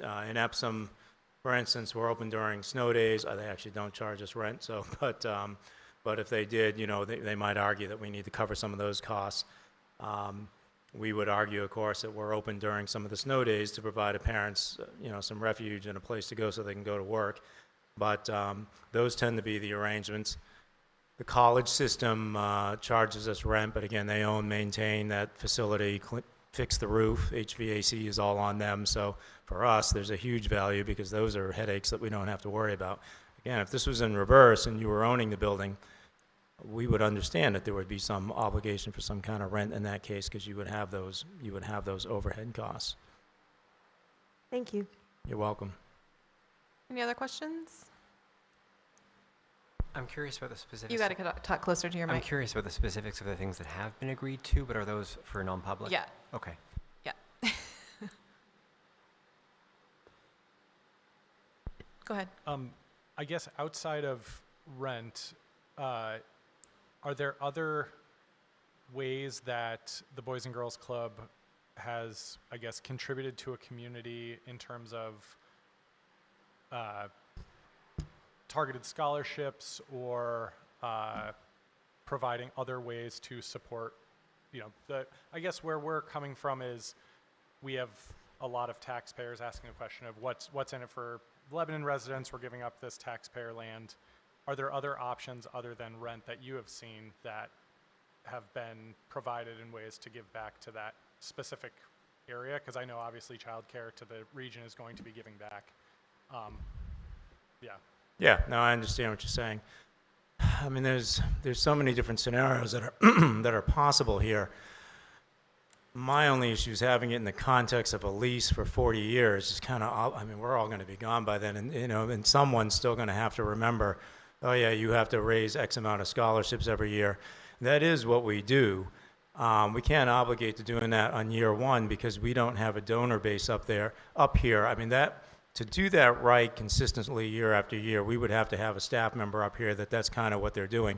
I see that happening at some point. We're going to be doing that in other areas. We've hired development associates in Kearsarge, Laconia this year. We added one in Lisbon. So we are serious about doing that. And that person's job is to raise money from individuals in each of these areas because we're not locals up there either. But it takes 2 or 3 years to establish that. Once we have a baseline and say, yeah, you know, we're probably bringing in about $100,000, then we would have something to actually talk about. It would be so much easier to have this discussion if we were already up here, because then we would know the answer of, all right, having a certain amount of slots for Lebanon residents only. I could easily answer that if I had that experience somewhere else in this city to go, well, you know what, it's usually 70% anyway that are signed up just naturally over the years. I can tell you in Concord, even where we are and everyone is able to participate,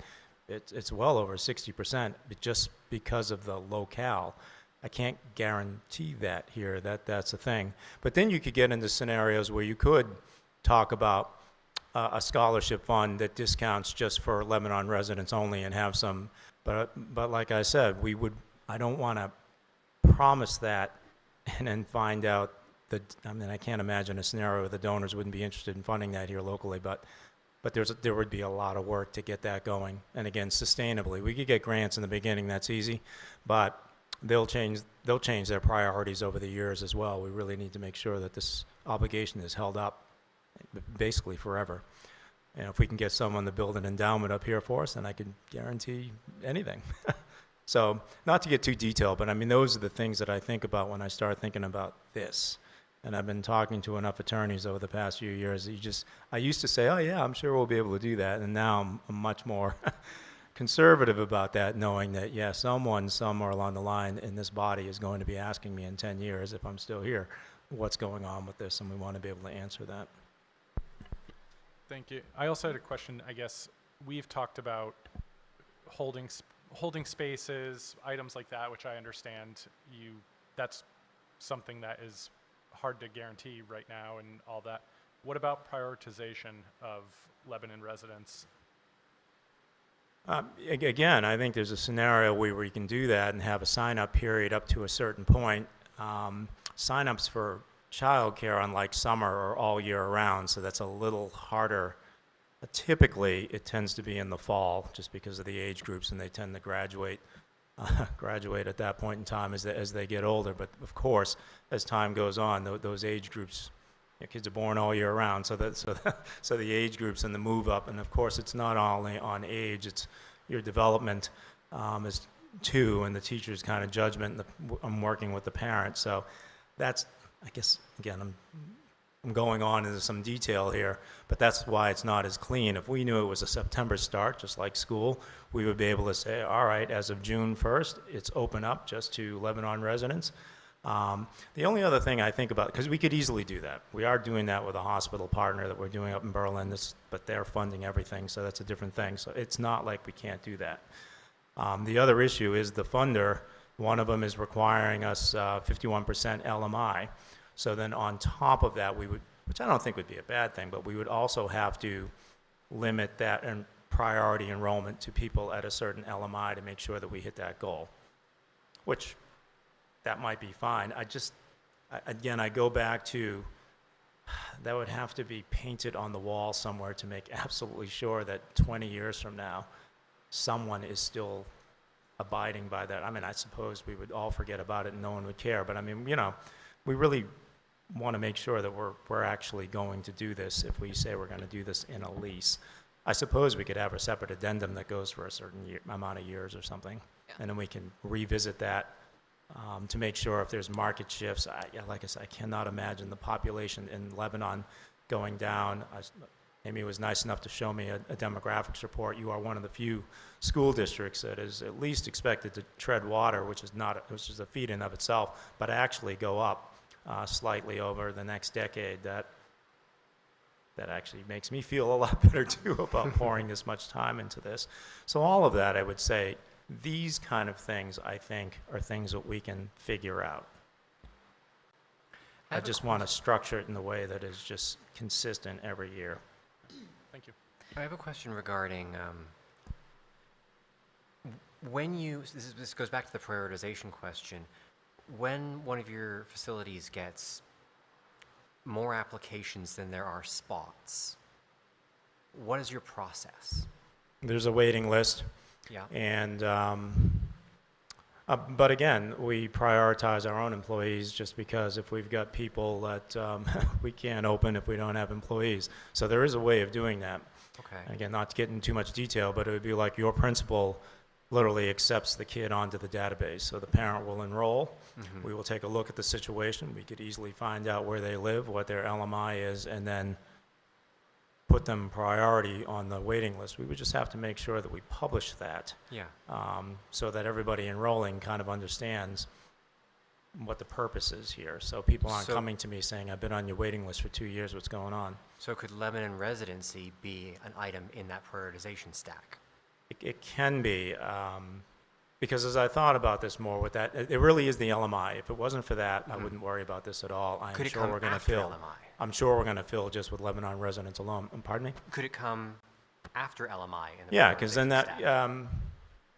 yes, yeah. Okay. I mean, we could figure out a priority. And then if we had some assurance that, okay, if we've tried all that and, I don't know, Lebanon residents are 50%, you can open it up to other residents. We would just have to kind of make sure that we're all on the same page as like what that actually looks like. So Okay.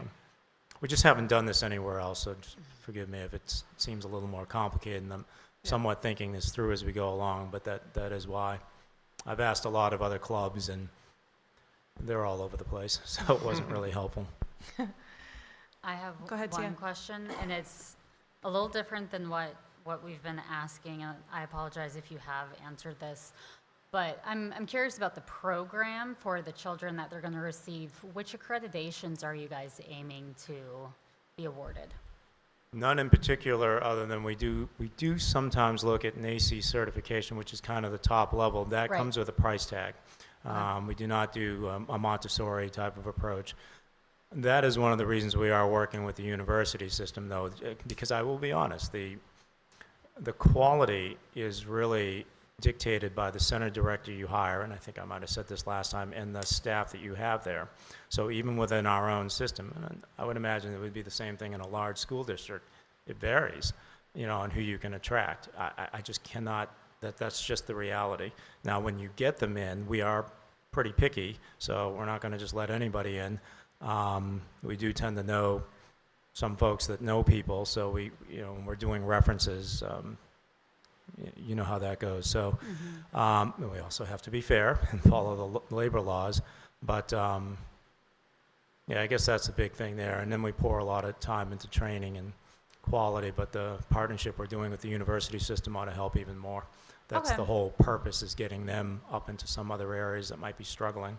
Yeah, I just think in this area, like in the AYC, or if I'm saying the correct acronym because it's hot in here, but I think a lot of parents do want that, and I think, right, that accreditation also applies to the quality of the building, the ratios, which it sounds like you're already in mind for, but I think being able to have that on the door is going to make a lot of, it'll sell in the community a lot better also. I understand the market, and Yeah. For us, it's always, again, that balance, because there's going to be a price point that comes along with that, which, Right. quite honestly, a lot of people will be like, no problem. But then you get to that LMI group, if some of them are not eligible for state assistance, that's where the scholarships would kind of have to come in. So I always tell people, give us 3 years. Okay. And then come back, and then we can kind of take a look and have a discussion on how we're doing. And of course, the parents are going to vote with their feet no matter what the building looks like, so. Okay, any other questions? All right, we appreciate you coming and sitting through the other presentation and staying for us. No problem. I mean, obviously, we do the same thing. Right. It's nice to have the year in review. Again, the only thing I would ask, just because of the timing of all of this, and I can appreciate the situation you're in, is just, I always say, if it's no, that's okay too. We're still going to work. We still have to work with the school district in one fashion or another. But, so don't be afraid to say that if it's still an uncomfortable level and that's the consensus you come to. It's just I do ask respectfully that you give us an answer. Yeah, and we are. Thank you. We appreciate that, though. All righty. We're Thanks, mindful of everyone. the time. Thank you. Have a good evening. Thank you very much. All right, moving back. So discussion and action, 5-day rollover of SAU administrators' vacation time. Sure. I actually do these agendas a week before, so they're sent to you. And since that time, I have reviewed the administrators' vacation time for the 4 administrators, Tim, Karen, Ben, and myself. And this year, due to a very busy year, There's a lot of vacation days left over, and I was wondering if I could change this to up to 5-day rollover, up to an 8-day rollover for vacation time, and this will be used by August 30th, 2026. I'm really trying to push my team to take time off, and that's just by the nature of the school year and some key people being out for various leaves, we haven't been able to do so. So if I could make that request up to 8, then that they will be used by August 30th, 2026. I'll make a motion that we approve an 8-day rollover of days used by August 30th, 2026 for the SAU administrator's vacation time. I'll second. Okay, and just as a note, we usually do this every year. We have to do it because it's not written into that they don't have a contract, so we do this every year just as so everyone is aware. Are there any other comments about this? No? Okay. All those in favor of the motion? Okay, unanimous, no opposed. Great. Okay, next action, there's another thing we do every year at this time is the authority for the superintendent to hire staff through August. I think we can probably do 11th is our first meeting, August 11th, We can just say through August 2026 because we don't, just in case.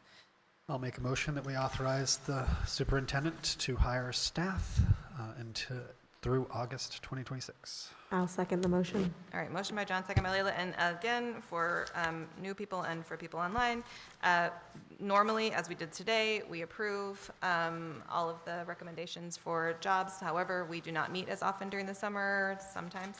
And so in order to give the superintendent the ability to hire openings that either arise later or that have not been filled yet, we give her this authority. So just so And everyone. you will receive a full list that Yes. first week of August of We get a those. full list of everyone who was hired, so we still have oversight over that. Any questions? All right, all those in favor? Okay, great, unanimous, excellent. That brings us to discussion and action acceptance of equipment valued at $3,000 from Novo Nordisk for LMS. Yeah, so Novo Nordisk has generously donated some lab equipment for LMS science classes. So I'm asking for the acceptance of those lab materials. I'll move that we accept the equipment valued at $3,000 for the middle school from Novo Nordisk. I'll second that. Okay, motion by John, second by Richard. Any other questions? Just want to say, as always, thank you to our community sponsors. Thank you in particular to Novo Nordisk. This is very helpful and a very generous gift for the science classrooms. All those in favor? Okay, great. Moving on to discussion and action, approval of, we discussed already, of the LNA course for Lebanon High School, Leb Med. If there's any questions, I think it'd just be discussion because it's going to be an ELO. right, And it will go through the EC for a full approval. Okay. My only question is, will the exam be covered as well? It's, yes, it is going to be covered, I believe, through either the college or the hospital. I had a question. How, you guys are doing all these abbreviations. I'm not sure what that means. Sure. The LNA? No, I know that. ELO. Yes, that's an extended learning opportunity. So extended learning opportunities have been in the New Hampshire legislation over 10 years. So it's where students can self-design a course and they have to have a teacher mentor to sign off so they can get credit outside the normal classroom. So we have students doing ELOs for filmmaking. We have them doing them at Hanover Street School for pre-teachers that are interested in going into teacher school. So there's just a great way for students to earn credit through an alternative manner. Sorry, I'm sorry. Go ahead. Can you pull your mic a little bit closer just so people can hear you? Now, when they do this class, when does it take place? It's going to, is it they're going to during start school? in the summer. I think there's some it's pre-class there, and we're partnering with River Valley Community College, so they'll be able to access college credits if they would like to do there. So they'll have the classes through the high school, and then they will do their clinicals either at APD or Harvest Hill. Yep. Okay, thanks. Are these going to take elective credits, or are they? ELOs? Yeah. ELOs. I believe is this will be elective credits. Yep. And they can take added on the medical terminology. There's a varied courses that they could add to if they would like to for that.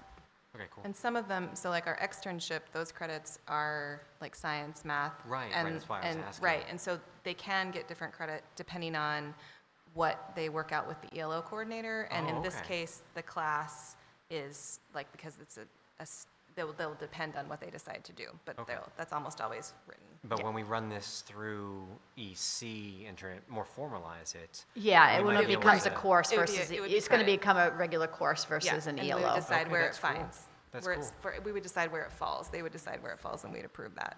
Awesome. Yeah. Okay, And thank so the ELO, the extended learning opportunities that they talked about, so what's really great about them is that kids can use them to get credit for things that they might already be doing. So we have kids who are getting credit for spending many, many, many hours getting black belts in karate, for instance, or who are already volunteering in community organizations. They can get credit for those. So it's really a flexible way of meeting student needs. And so, for instance, my son got an ELO this year for the singing and the superlatives, which he did not sign up for as a class because he didn't know that he was going to make it, and he didn't know that he could sing.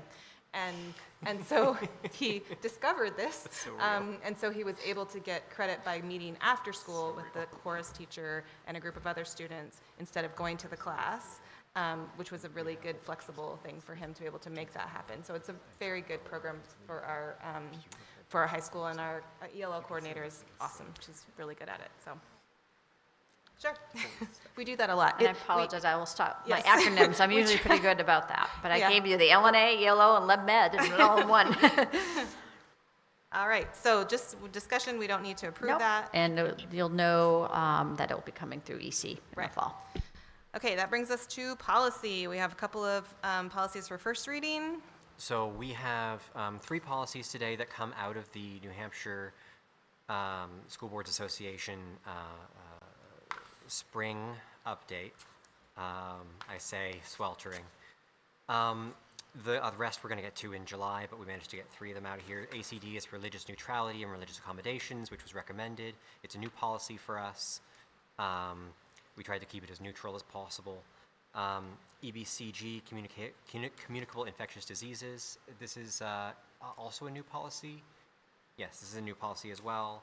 And then JCAR, change of school assignment, best interest procedures as related to area agreement. Now this one came out, we have an area agreement, which is the tuition agreement between Plainfield, Grantham, and Lebanon. And part of there's some language in there about change of school assignment. So if a Grantham student decided to not go to Lebanon and wanted to go to Hanover, there's a process that they need to follow versus a parent deciding they're just going to enroll in K-way. It's the language was very unclear. Our area agreement does need some cleaning up, which we'll get to at some point when we have those discussions. But there was an issue this year that we thought we needed to have clear procedures that people understood, both boards understood, and regardless who's sitting in my chair or the superintendent in Plainfield and Grantham, that we're following the same procedures. So the superintendent from Grantham and I kind of put this together as Plainfield is bringing in a new superintendent, and we reviewed this at our last area agreement, and we agreed that we would bring forward these to our boards for approval. So all 3 school boards, Grantham, Plainfield, and Lebanon, all 3 will have the same policy. So it'll be the same exact language that we all agree. Go ahead. So if anyone has any things they'd like to comments about any of these, now would be a great time. The infectious disease, who's making these determinations about when a student can attend, when an employee can attend? How is the school being notified of anything that's coming up? That's a great question. Amy, do you know the answer to that one? Page 27 has decisions regarding employees, also to superintendent. It's on page Decision 20. regarding students. Unless the school nurse is unavailable, the ultimate decision to exclude a child from school under this policy due to a contagious communicable illness shall be made by the school nurse after consulting with the guardian, superintendent, or principal designee. Right, but how are you getting notified? The parents. So it's And- on your honor system. Parents, and oftentimes when there is an infectious communicable disease, I know the hospitals or doctors will often report, and they also sometimes would get contacted through the health departments. For some, Correct. for Yeah. sure. But like somebody who has AIDS, that's not going to be reported. Correct. You know what I mean? Yeah. So like those are the ones that are specific here. Chicken pox is not necessarily that's going to be reported. Shingles never gets reported. Mm-hmm. You know, so those sorts of things that, I mean, I've been to work and had shingles. As long as it's covered and nobody can see it, it doesn't matter. Nobody knew. Yeah, So I think those are, it's just something that if you're looking for, as a healthcare provider, if you're looking for me to write you a note to say you can or can't go to school, that's the goal. That may not happen.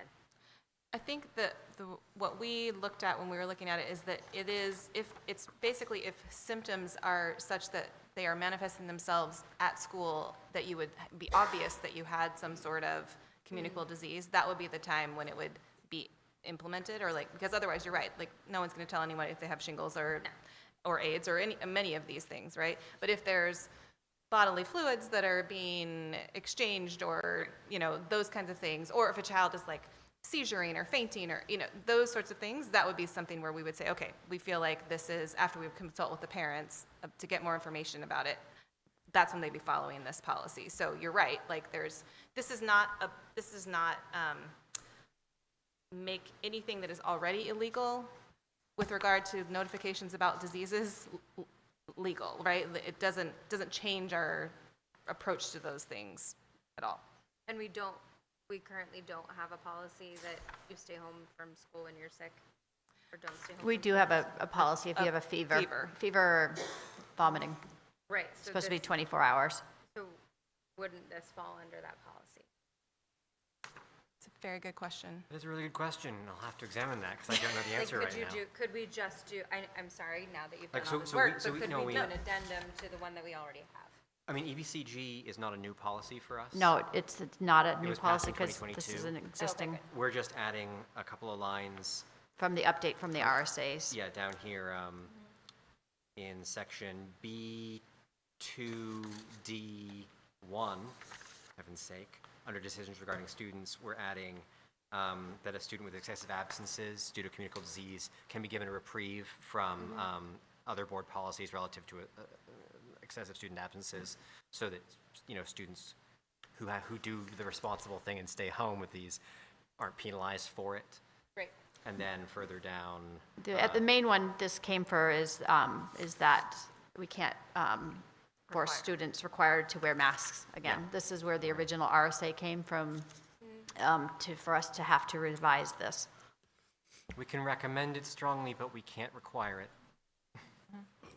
So, in answer to your question, I think the reason this policy exists is because it's clarifying certain things that have to do with RSAs that go beyond our 24-hour vomiting and fever policy, which is what we are using most of the time. We don't even get to this because we're usually using those. So it's that. Which is why I didn't know this existed. Right. Yeah. I'll leave it alone. Okay. Appreciate the perspective, Yeah. though. This is important. Yeah. Okay. Okay, if we don't have any other comments, then I move that we move policies ACD, EBCG, and JCA-R to second reading. I'll second. Okay, motion by Richard, second by John. Any additional questions? All right, all those in favor? Okay, unanimous. Excellent. All right, public comment. We'll open up public comment in the room. Is there any public comment in the room? There is none. Is there any public comment online? If you are online and wish to participate in public comment, please do so by raising your virtual hand. Okay. All right. There's no public comment on it. Great. Committee updates. Finance and Facilities, next meeting is on August 11th at 5 PM at the SAU. Policy Committee met on June 3rd. You saw the results of this. The next meeting is July 16th at 5:30 at the SAU. Education Committee, the next meeting is scheduled for fall 2026. Personnel and Negotiations, we met today. Our next meeting will be June 25th at the SAU at 5 o'clock, I believe. I'll Okay. send out an invite. Okay. Thank you. Student Wellness Advisory Committee, the next meeting is also in fall 2026, as well as HACTC. The Area Committee, the next meeting is scheduled for October 2026 at Plainfield Elementary School. The School District and City Task Force did not meet on June 9th, and I'm not sure when our next meeting is scheduled for. We'll let you know. The Housing Task Force. The Housing Task Force had their final meeting on June 1st, and the product of this task force is on the city website. Okay, great. All right, we have, if you'll notice on the schedule, we have a meeting scheduled for next Wednesday. We're actually not going to do that. We're just going to do the following Wednesday, the 24th. Just so everyone, we thought we would be able to move faster. We cannot, so we are going to move that to the 24th. And that will be our retreat. So you'll get more information about that. We'll start earlier, probably what, 6 or 5:30? I guess I'm at the will for you guys what time I'll you send would. an email because we can start, we'll see if we can start earlier or not. That's what we'll, so I'll send you an email about that. Okay, and then we do need to go back into non-public session. This time is for negotiations. And something else. And personnel? Yes, negotiations and personnel. I will Quick make a question. motion. Just a quick question. Do we have an estimate of how long this will take? I need to notify my babysitter. It can take as long as you need for your babysitter. Oh. So you, Okay. you get to decide. Go ahead.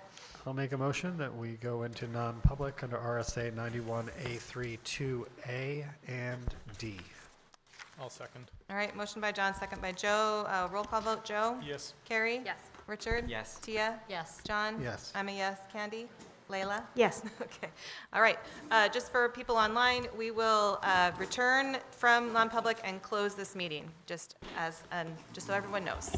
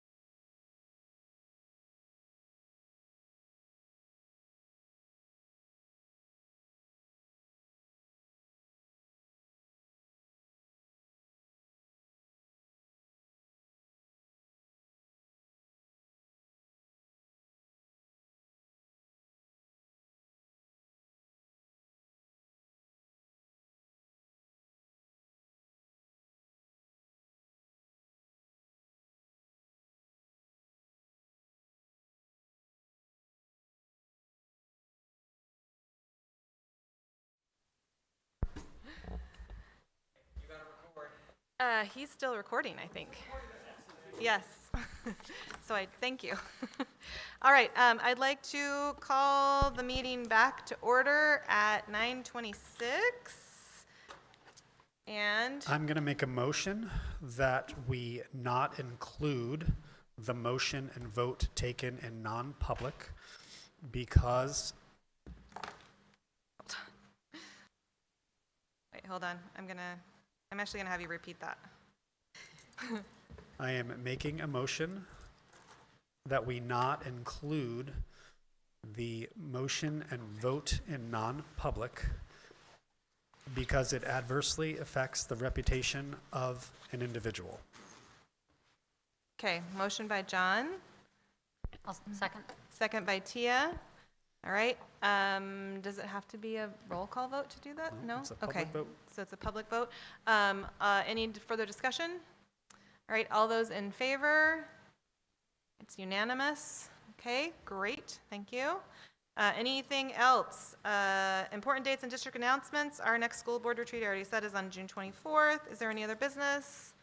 No? Okay. Motion to adjourn. Okay, Richard makes a motion to adjourn. I'll second. John seconds. Okay, all those in favor? Okay, unanimous. Meeting is adjourned at